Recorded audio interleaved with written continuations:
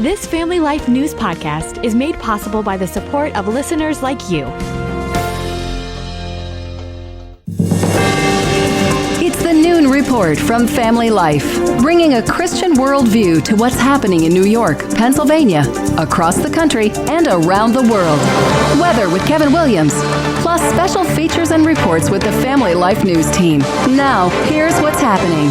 Good afternoon. Thanks for checking in. All eyes on the chimney atop the Sistine Chapel at the Vatican, still awaiting that white smoke that'll signal to the world we have a pope. Tourists in St. Peter's Square watching with bated breath today. I think we're just looking for a pope that's a holy man of God that proclaims the gospel. He's ready to take on the huge role of shepherding 1.4 billion Catholics in the world. 133 cardinals from 70 countries locked inside the Sistine Chapel. They won't come out until two-thirds agree on whom should assume St. Peter's throne. Vatican scholar John Allen says this conclave might take a while. This is the largest conclave in history. We may have to get used to waiting a little bit. Papal authority Jonathan Morris says gridlock among the College of Cardinals could signal a black horse is emerging. A pope in waiting that nobody saw coming. The further we get away from the first, second, third vote, it's more likely that there will be a compromise candidate that has not been talked about much. In the last two conclaves, a pope was picked on the second day of voting. There's no deadline, by the way, to elect a pope. The longest conclave ever ended in the year 1271. It took nearly 3 years then to elect Pope Gregory X. At the White House this morning, President Trump announced a new trade deal with the United Kingdom, our closest ally in Europe. That agreement is the first reached with a foreign state since those sweeping new tariffs took effect last month. Everyone says, when are you going to sign deals? We don't have to sign deals. They have to sign deals with us. Meantime, U.S. and Chinese officials will be meeting this weekend to try and de-escalate a trade war between the world's two largest economies. Experts caution supply problems and higher prices could result if that trade war is not rectified soon. Anti-Israeli protests are simmering again at Columbia University in New York City. Correspondent Mary Lynn Buckley has the very latest. Pro-Palestinian protesters stormed the Columbia University library and refused to leave. And within hours, the NYPD called in to break it up. Franzetta was visiting a friend when the protesters moved in. Pretty much all of a sudden, they started an uprising inside the library. Columbia University police and the NYPD bringing out at least 80 people who have been arrested after refusing to leave the library. 2 public safety officers were injured while trying to disperse the crowd. NBC's Sam Brock gets reaction from the Ivy League school. Columbia is calling the actions, which included some vandalism, outrageous, and says that disruptions to the school, especially right now during finals, and acts of anti-Semitism and discrimination and hatred will not be tolerated. Secretary of State Marco Rubio called the demonstrators pro-Hamas thugs who are not welcome in this country. He's reviewing the visa status now of those protesters. Transportation Secretary Sean Duffy goes public today with plans to overhaul the nation's antiquated air traffic control system. We need to build a brand new air traffic control system. This comes amid continuing delays at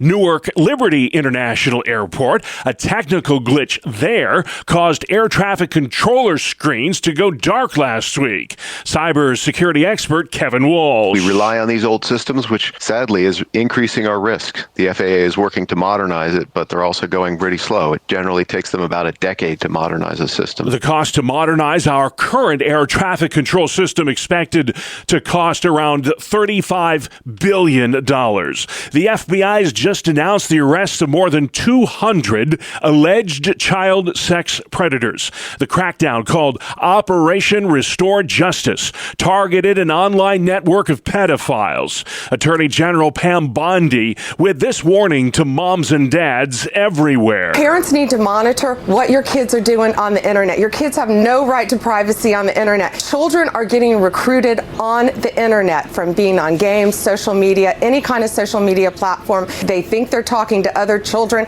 and they're not. They're talking to monsters often. Bondi says 115 children were rescued from the clutches of online predators through this 5-day nationwide law enforcement campaign. Still to come on the Noon Report, a Thursday edition. Pot passes PA House, the slippery slope of assisted suicide, and the bizarre antics of Pennsylvania Senator John Fetterman. We'll talk about it next. This is meteorologist Ken McKinley. Look for some sunshine over portions of central and eastern Pennsylvania this afternoon. Could be a shower or thunderstorm. Temperatures well up in the 60s near 70, but farther to the north, a lot of clouds and much cooler, only in the low and middle 50s with a couple of showers here and there. Full forecast details coming up in about 10 minutes. All right, Ken, we'll see you then. Rain-soaked central New York remains under flood warning today as more wet stuff invades our area tomorrow. Friday looks to be a real soaker at times. Folks who live in Tompkins, Cortland, Cayuga, and Onondaga counties have had enough of it. Steve Ruth has lived in the town of Jordan for 35 years and says he's never seen flooding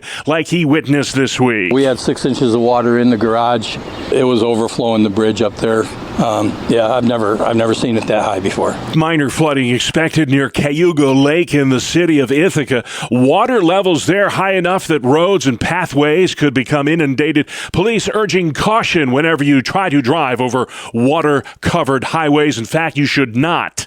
You should turn around and not drown, as the saying goes. By a single vote, the Pennsylvania House has approved recreational marijuana. The bill's sponsor is Democrat Rick Krajewski. Criminalization of cannabis does not work. It does not deter usage. It does not promote safety, and it is not in the best interest of our Commonwealth. Dan Barkowiak at the Pennsylvania Family Institute opposes recreational marijuana. We're seeing in states that increase access, cannabis-induced psychosis and cannabis use disorders. So when you look at the evidence from these other states, it points to saying this should not be a budget battle. This should be something that we oppose and put priority of people's health and well-being over any type of promises of revenue. All 102 House Democrats voted yes on the marijuana bill. All 101 House Republicans said no. The contentious issue now moves to the state Senate for consideration. Budget bills are still being passed a full week and a half after New York Governor Kathy Hochul announced a budget deal. They're printing those spending plans now. Political analyst Jack O'Donnell thinks this was a big win for the governor. She didn't care about having an on-time budget. Right. She cared about getting the stuff that she laid out, getting those priorities done, and she's done it. The price tag on that budget has now ballooned to $263 billion with a B dollars. That's $9 billion more than what was reported just last week. O'Donnell says Hochul got pretty much everything she wanted in this year's budget. I think she's been doing everything she can to maximize her hand here in the budget negotiations, and it's working for her, but it's not working for the legislature. Many legislators are upset with the governor for going on a statewide We Got It Done tour, even when the budget was not done. The spending plan was due the 1st of April. The Chief Justice of the U.S. Supreme Court was in Western New York last night. John Roberts took part in a Q&A at the Hyatt Regency Hotel in downtown Buffalo. You spent the first 10 years of your life in Hamburg, right? What do you remember about growing up in Buffalo? It was cold. The 70-year-old Roberts stressed the need for the Supreme Court to operate independently of the other branches of government. In our Constitution, judges and the judiciary is a co-equal branch of government, separate from the others, with the authority to interpret the Constitution as law. And that innovation doesn't work if the judiciary is not independent. Roberts considered a moderate conservative and has been the swing vote in many monumental Supreme Court cases. He became Chief Justice in 2005 following the death of William Rehnquist. A court win for New York Democrats. Family Life's Mark Webster says it has to do with state election law. Yeah, a state appeals court ruled yesterday that a new state law that would move many local elections to align with state and federal elections in even-numbered years is constitutional, reversing a lower court ruling issued last fall. The court battle goes back to a law signed by Governor Hochul in late 2023, moving some, though not all, local elections outside of New York City to even-numbered years. Democrats say the change will boost turnout in local elections. Republicans fear that local interest will have to compete for attention with higher-profile races. Mark Webster, Family Life News. Pennsylvania's junior U.S. Senator is firing back at claims he's behaving erratically, driving recklessly, and missing medical appointments. John Fetterman's status called into question this week in a New York Magazine article. The maverick Democrat insists he's fine, calling the story a hit piece. Similar concerns were raised last week when the senator hosted a meeting with teachers in his home state. At that meeting, he was seen shouting, repeating himself, and even slamming his hands on his desk. The 55-year-old Fetterman suffered a stroke 3 years ago and has openly discussed being treated for clinical depression. New York is seeing significant growth in the number of parents who are homeschooling their kids. In fact, the Empire State is second in the country when it comes to rates of homeschooling. Schooling at home or homeschooling are two different things. So there's been a lot of talk on, how children at home during the pandemic really suffered. That's not the case with homeschooling. Homeschooling expert Rhonda Robinson at Focus on the Family says parents who are considering homeschooling. The very first thing that they need to do is to understand their local homeschool laws. That's most important because that's going to dictate really what they can do. 6% of all U.S. children today are homeschooled. Robinson says their numbers have doubled since the pandemic. The CDC is reporting 216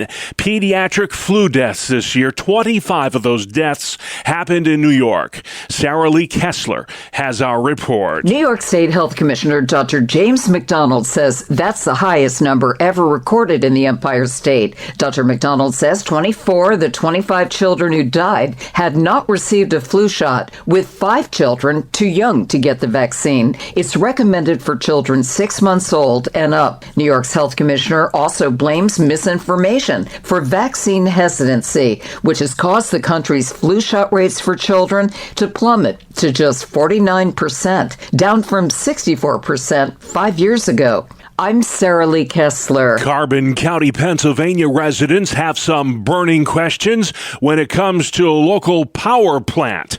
The Panther Creek Power Plant in Nesquehoning has gotten the green light to burn tires and coal in order to generate power for its cryptocurrency mining operation. If they continue, and if they continue at the same rate of regulation, our cancer rates are going to go up, our water pollution is going to go up, and our quality of life is going to go down. Linda Chrisman is president of the group Save Carbon County. The DEP says that plant is following air quality regulations. Sports next. It's the 2-minute drill right here on the Family Life Noon Report. Good afternoon, I'm Randy Snavely. Bob, the New York Knicks are tired of losing to the Boston Celtics, and they beat Boston again in Boston to grab a 2-0 lead in the series. Jalen Brunson sank a pair of free throws to give the Knicks the lead 91-90, and then Mikal Bridges stole the ball from Jason Tatum, and that ended the game. The Garden crowd is going to be rocking as Game 3 will be in the Big Apple Saturday night. Well, the home team finally won in this round of the playoffs. Oklahoma City blew out Denver 149-106. They even their series at 1. Shai Gilgeous-Alexander, 34 points for the Thunder. To baseball, Dylan Cease took a no-no into the 7th inning against the Yankees before New York's Cody Bellinger hit a home run to tie the score, but then the Yanks dropped to a 3-1 deficit, but came back on a pinch hit 2-run shot from Trent Grisham. That came in the 8th inning, and then the Yanks walked it off on a pinch hit sac fly in the 10th, 4-3 the final over the Padres. The Mets routed the D-backs 7-1 to take the rubber game of their series. Juan Soto, 2 home runs. He drove in 3. Trey Turner did some yard work, and the Phillies blanked Tampa Bay 7-0. And the Pirates got swept by the Cardinals, getting shut out 5-0. Pittsburgh definitely in a tailspin, now having lost 7 straight games. On the ice, the Maple Leafs edge the Panthers 4-3. Mitch Marner scored the game winner in the third period. Toronto now up 2-0 in their series. And the Dallas Stars grabbed a 1-0 lead over Winnipeg with a 3-2 victory. That is a look at sport. Thank you, Randy. Still to come, still no Pope, trade deal with the UK, and aviation overhaul. This is the Noon Report on Family Life. Welcome to Breakpoint, a daily look at an ever-changing culture through the lens of unchanging truth. For the Colson Center, I'm John Stone Street. Recently, Time magazine announced that biotechnology company Colossal resurrected the dire wolf, a species that went extinct thousands of years ago. "This is Remus," read the caption over a photo of a scary-looking white wolf. "He's a dire wolf, the first to exist in over 10,000 years. According to Colossal, that's only the first step in resurrecting other long-extinct animals like the woolly mammoth. So it turns out the headline was a bit of an exaggeration. Remus, his brother Romulus, and their sister Khaleesi contained no DNA from the dire wolf. Rather, they were modern gray wolves with genes that were tweaked by the company in order to mirror the DNA of the dire wolf. And they were more than likely engineered to look more like the fictional giant wolves of HBO's Game of Thrones than anything else." The most common comment on the Time story was some variation of the same sentiment. Quote, "I've seen this movie and it never ends well." And of course, most people likely had in mind Jurassic Park, that movie in which a company uses genetic technology to bring back dinosaurs. Spoiler alert, that didn't end well either. In fact, the 7th installment of the franchise will release this summer, each containing the same message as the original 1993 film. Just because we can do something doesn't mean we should do something. In fact, dozens of movies reflect this thinking and the dangers of things like genetic tinkering, human re-engineering, and other forms of scientific hubris. From The Island of Dr. Moreau to Gattaca to The Planet of the Apes to The Island, not to mention about half of all zombie movies ever made, we have been thoroughly warned about the illusion of human control over nature. Maybe all of this is just about directors needing to spruce up a plot. Or perhaps there's a surprising amount of wisdom in the arts that's been overlooked and ignored by scientists and tech pioneers. There's a popular meme on Twitter that quotes an imaginary science fiction author saying, quote, "In my book, I invented the torment nexus as a cautionary tale."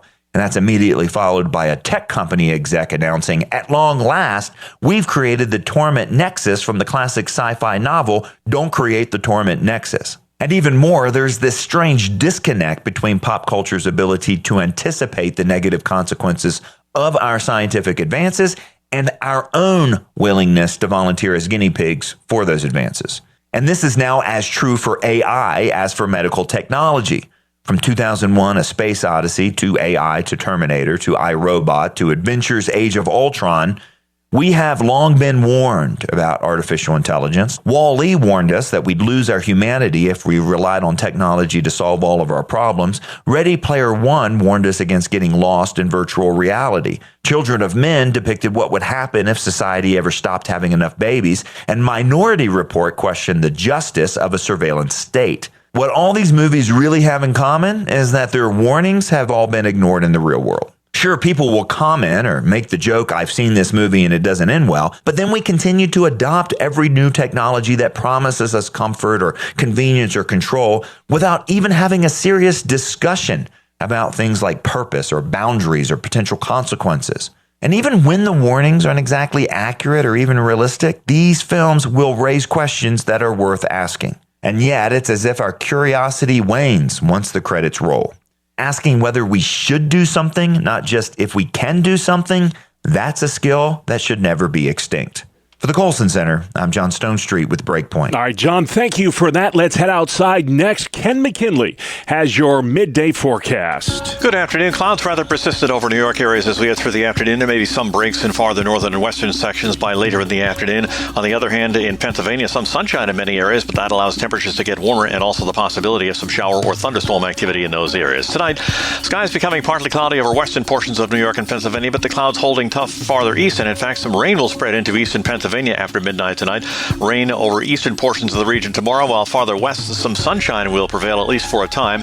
We'll have clouds and a bit of rain as we head through tomorrow night. The rain again focused in the eastern sections. As we move to the weekend on Saturday, though, we'll see clearing skies, a good deal of sunshine, and some warmer temperatures after rather cool readings this afternoon and tomorrow. All right, thank you, Ken. Mother's Day, by the way, looks absolutely terrific. This is the Noon Report on Family Life. I'm Bob Price, and here's what's happening Thursday, the 8th of May. The ancient ritual of electing a new pope continues today at the Vatican, while the College of Cardinals continues its secretive conclave in the Sistine Chapel. The crowds of people continue to flock to St. Peter's Square. To see a new pope today would be spectacular. You can just feel the electricity, and you can feel everyone's so excited. It feels vibrant and exciting and alive, but also a little hushed. Everyone's kind of in it together. There's a sense of mystery, but there's also that sense of hope. It takes a 2/3 majority in the secret balloting for a pope to be chosen. The voting's being done by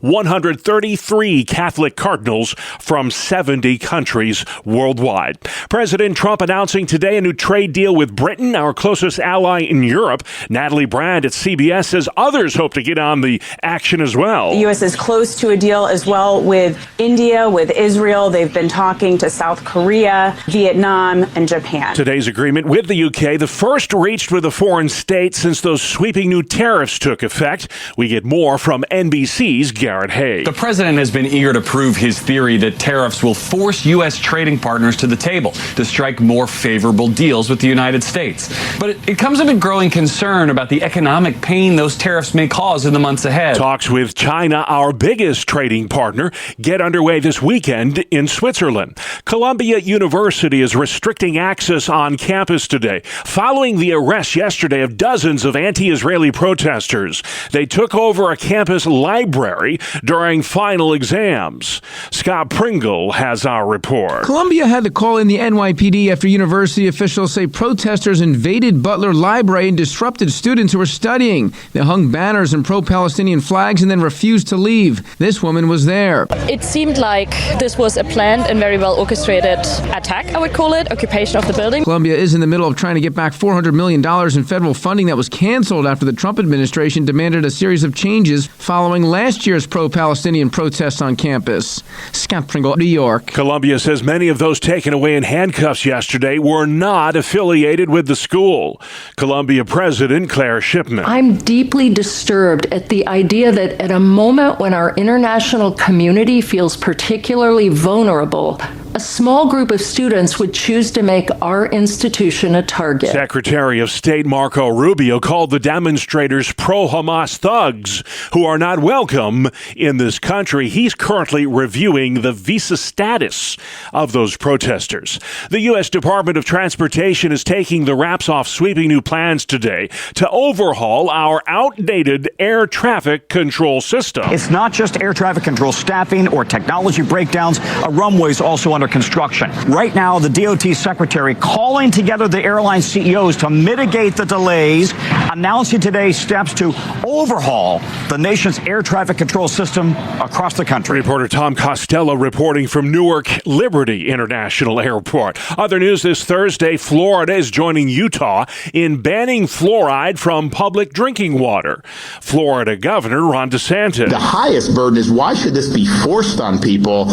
And it really shouldn't be forced on people. But this Miami mom says fluoride helps prevent tooth decay and should not be banned. The fluoride in the water would help, and I don't see a point of it coming out. In signing the fluoride ban, Governor DeSantis said public water should hydrate, not medicate. Studies have shown too much fluoride can negatively impact pregnant women and children. Missouri shoppers may soon be able to buy their groceries with silver and gold. State representatives in Jefferson City this week approved a bill that makes gold and silver legal tender in the Show Me state. Silver and gold, silver and gold. The legislation would not, however, require businesses to accept precious metals as payment. The bill now headed to the governor's desk. Netflix will look different next week. The streaming service rolling out a redesign for its homepage.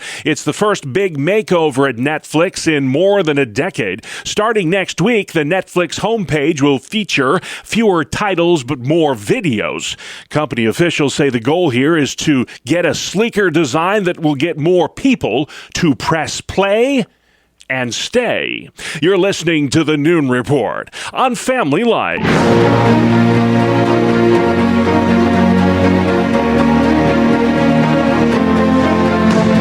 This is Faith Under Fire. We take you straight to the voices on the front lines of religious battlegrounds. I'm news anchor Sarah Harnish, and with me today, New York doctor Stanley Bukowski. We're talking physician-assisted suicide. Dr. Bukowski, you were with the New York Alliance Against Assisted Suicide rallying in Albany this week. If this bill passes, it would allow terminally ill patients with fewer than 6 months to live to request drugs from doctors to end their life. Why do you oppose physician-assisted suicide? It's bad medicine. Patients who are at the end of life don't need a doctor to give them a lethal dose of something. What they need is pain relief, they need comfort and support, and they need accompaniment. They need the doctor to be there, to be present. Assisted suicide takes the patient, gives them a lethal dose to give to themselves, and essentially abandons the patient when they're at their lowest point. You were in Albany this past Tuesday, and this bill is halfway through the legislature. It's been a 10-year process of them reintroducing it. Did you feel like you made a statement? Did you feel like your voice was heard there? Oh, we did make a statement. We had good representation. We were in all the important spaces. There were 5 or 6 of us doctors, and we wore our white coats, and we went and spoke with a number of senators who are going to be voting on this bill, and I think it was a good witness to the beauty of life. Do you see patients who feel like they're a burden to their family who would take an out like this? Not necessarily that they want to end their own life, but they don't want to hurt the people around them. That's a big consideration for a lot of patients. And in fact, the data from Oregon, which legalized assisted suicide in the late 1990s, shows that patients actually taking a death early because they don't want to be a burden anymore to their family is a significant factor. There's no doubt that that's a bad reason for someone to take their own life. I have one testimonial from a doctor who wrote an article against this and included a story of a man who wanted euthanasia, and the doctor refused it, and he told the man to basically use his remaining weeks to find what it was that is lacking in his life. And the man actually reconciled with his son and came back and thanked the doctor for refusing him the assisted suicide. What happens if this passes? It's a tragedy. The advocates for this, including, I'm sorry to say, a majority of doctors in New York, they are not looking at the long term. They think that this can be limited to patients in specific circumstances with a specific length of prognosis. That's simply not true. And the reason is this. By legalizing assisted suicide, we are establishing a new medical treatment principle that's never existed in Western society. Never. 2,400 years ago, Hippocrates, who was a physician in ancient Greece, established the Hippocratic Oath, and it included this prohibition against giving anyone something deadly or counseling such an act. So our medical tradition has never endorsed this. If we start this now, and unfortunately we have in 10 states already, the principle that intentional medical death is treatment for suffering has enormous ramifications. The doctors are reduced to giving this one treatment, which is death. In Canada, this has become so commonplace and accepted that it's being given for reasons that are social suffering. Patients who have circumstances where they're not supported enough that they can live with any dignity or comfort, who are losing their benefits, they're at risk of being homeless. There was one man who was wheelchair bound and the house wasn't accessible. He was actually offered this. So there's a real danger here that cannot be avoided as long as the practice is legal. You're a doctor.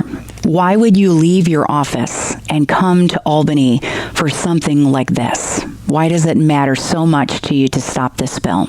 It's a danger to the patients. particularly to those who are less supported, vulnerable, not feeling well at the end of life. They're weak, they're uncomfortable, they're discouraged, they may be depressed, they may be despairing, and they may choose this out of lack of options. That's wrong. The other reason is that it's bad for the medical profession. Doctors who give this treatment, they have to make a judgment about whose life is worth living and whose is not. When doctors start doing that, people are going to be given this intentional death who are a victim. That's wrong, and it's bad for doctors to be practicing that way. It impairs our own integrity as doctors. Not to mention the fact that the requirements of the law include falsifying the death certificate. We have to put on the death certificate that the patient died of their disease, when in fact they weren't dying from their disease that day at all. What they're dying from is a lethal dose of medicine. I hope that people will lobby their senators to vote against this. Learn more at nosuicideny.org. All right, Sarah, thank you very much. The name of the program, Faith Under Fire. It airs Thursdays during the Noon Report. You can subscribe, listen to, and share this feature along with all our original podcasts at Apple Podcasts, Spotify, YouTube, or our website, familylife.org. Before we go, let's stop by the Weather Center one more time. What you got, Ken McKinley? Good afternoon. Clouds rather persistent over New York areas as we head through the afternoon. There may be some breaks in farther northern and western sections by later in the afternoon. On the other hand, in Pennsylvania, some sunshine in many areas, but that allows temperatures to get warmer and also the possibility of some shower or thunderstorm activity in those areas. Tonight, skies becoming partly cloudy over western portions of New York and Pennsylvania, but the clouds holding tough farther east, and in fact, some rain will spread into eastern Pennsylvania after midnight tonight. Rain over eastern portions of the region tomorrow, while farther west, some sunshine will prevail at least for a time.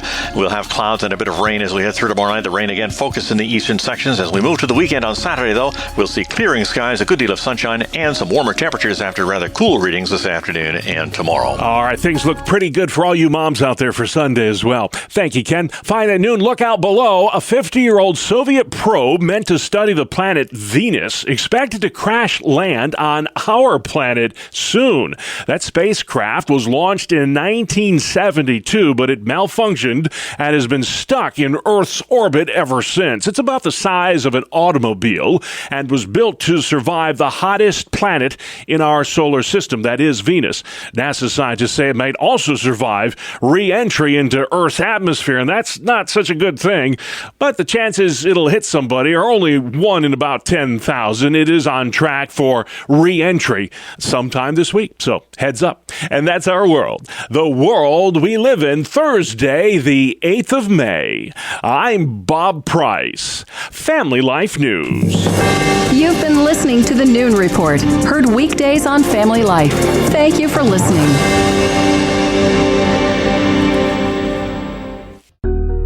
Thank you for listening to this Family Life News podcast. If you've been encouraged by what you've heard, please share it with others and click the subscribe button to automatically receive future episodes. Family Life is a listener-supported ministry. Podcasts like this are made possible by your financial partnership. Find out more at familylife.org.